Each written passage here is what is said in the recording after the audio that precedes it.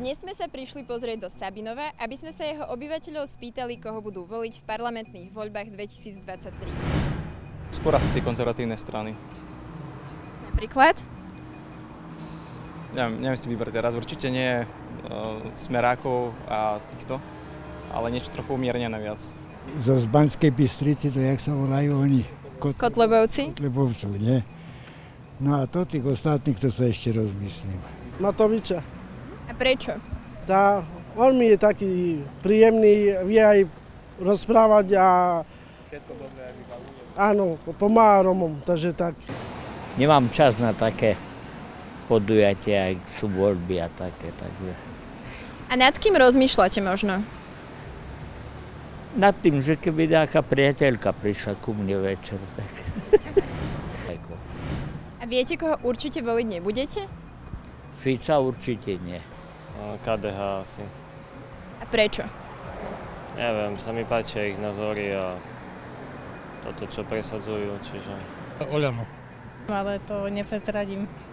A viete možno teda, že koho určite nebudete voliť? Áno. PS.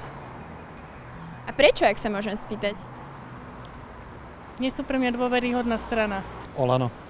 No určite nie demokratov, určite nie Matoviča, a progresívne Slovensko určite nie. Takže skôr to iné niečo. Čiže skôr sa rozhodujete Smer, Hlas? No, možno. A teraz vlastne Smer vedie, zatiaľ v prieskume. Druhé je progresívne Slovensko. Čo hovoríte na ten vývoj toho prieskumu? Neviem, to progresívne, možno niekde v Bratislave, západné Slovensko áno, ale východ silne pochybujem, že tu sa presadí progresívne Slovensko.